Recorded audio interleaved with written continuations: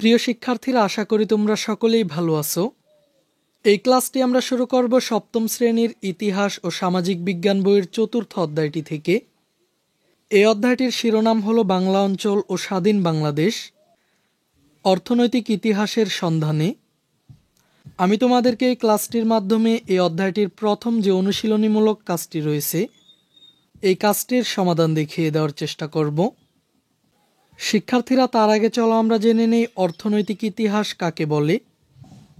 বিশিষ্ট ইতিহাসবিদ ইরফান হাবিব সহ আরও অনেকের গবেষণার সূত্র ধরে বলা যায়, কোনো একটি পণ্যের উৎপাদন, বিনিময়, বন্টন ও ভোগ করার যে রীতিনীতি তা নিয়ে আলোচনার নামই অর্থনীতি।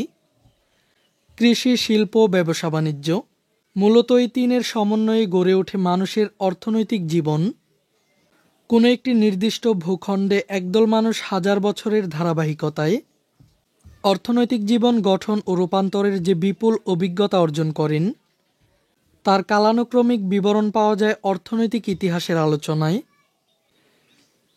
শিক্ষার্থীরা, এবার চলো আমরা দেখে নিই এই অনুশীলনীমূলক কাজটি করার জন্য আমাদেরকে কি নির্দেশনা দেওয়া হয়েছে। চারপাশে কত মানুষ আমাদের, কত বিচিত্র তাদের পেশা।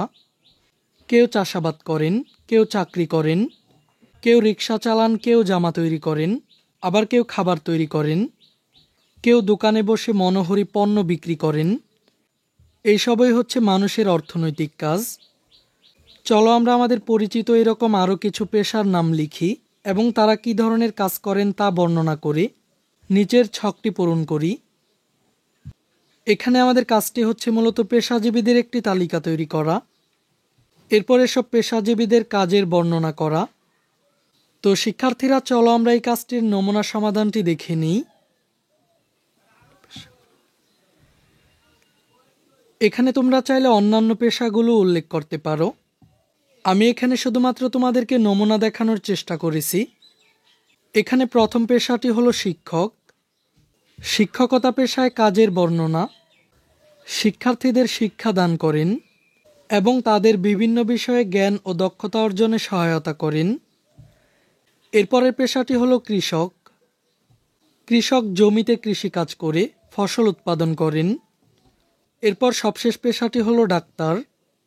ডাক্তার রোগ নির্ণয়, স্বাস্থ্যসেবা ও চিকিৎসা সেবা প্রদান করেন। এই ক্লাসে এই পর্যন্তই। পরের ক্লাসে আমরা এই অধ্যায়টির পরবর্তী কাজগুলো নিয়ে আলোচনা করব।